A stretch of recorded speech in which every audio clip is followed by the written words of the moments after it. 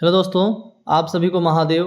हम जातकालंकार के भावाध्याय के तीसरे श्लोक का अध्ययन करेंगे। इससे पहले हम लोग जातकालंकार में अध्ययन किए थे कि अगर इसे तनु भाव में कैसी स्थिति बनती है तो जातक मतलब अशुभ फल की प्राप्ति होता है जातक को। आज हम जानेंगे कि कैसी स्थिति है कि जातक को शुभ फल की प्राप्ति होगी।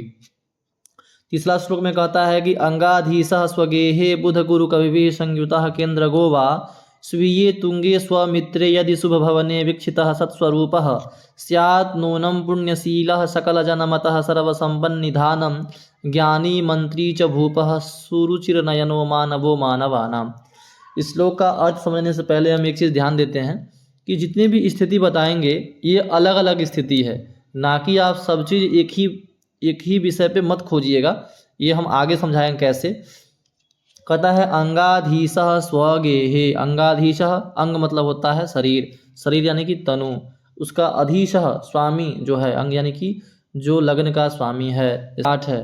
तो अंगाधीशः, अंगाधीशा मतलब 8 यानी कि वृश्चिक, वृश्चिक यानी कि मंगल, यानी कि मेघ वृश्चिक योर भौमः, मेघ और वृश्चिक का स्वामी आपका मंगल है।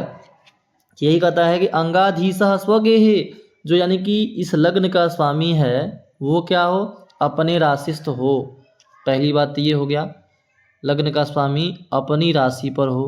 अथवा वा फिर का तवा मतलब विकल्प से, अथवा बुध गुरु संयुतः, संयुतः केंद्र गहवा, यानी कि पहला कह दिया कि बुध, ठीक है, बुध गुरु और शुक्र, और फिर क्या कह रहा है, जो उसके मतलब जो यहाँ मान लीजिए मंगल हैं, तो इन चारों ग्रह की युति इन कहीं भी केंद्र भाव में हो, 1 4 7 मतलब 10 में ये कहीं भी होगा तो उस वो बात कह रहा है। यानी कि एक ये हो गया, पहला क्या हुआ था कि लग्न का स्वामी अपने राशि में हो, और दूसरा क्या है बुध गुरु शुक्र के साथ केंद्र में स्थित होने पर, अथवा फिर कहता है कि स्वीय तुंगे, अपनी उच्च राशि पर, यानी मान मंगल है, मंगल का उच्च क्या है मकर है, अगर मकर राशि में है। फिर कहता है अथवा या स्वमित्रे, अपनी मित्र राशि पर। मित्र, मंगल के मित्र कौन कौन है, तो सूर्य, चंद्रमा और गुरु, यानी कि मंगल जो है या फिर सूर्य के साथ हो, या फिर चंद्रमा के साथ हो, या गुरु के साथ हो, मतलब कि वो अपने मित्र के साथ या मित्र राशि पर हो, मित्र के घर में हो, अथवा शुभ भवने, शुभ ग्रह की स्थिति पर हो, शुभ ग्रह की राशि पर हो और शुभ स्थिति में हो।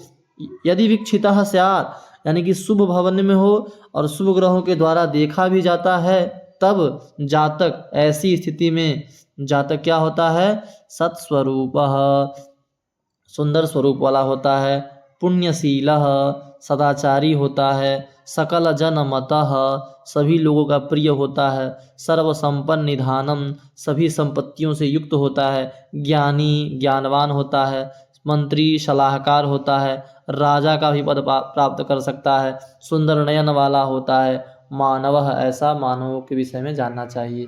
तो ये आपके ऐसी स्थिति बन रही है तो आप मान के चलिएगा कि जिस भी जातक की कुंडली है वो निश्चित रूप से सुंदर होगा या उत्तम पद को प्राप्त करेगा आने वाले समय में, जो भी यहाँ पे कहा गया है। आगे और विषयों को जानेंगे, आप बने रहिए हमारे साथ। चैनल को सब्सक्राइब कर लीजिए दोस्तों।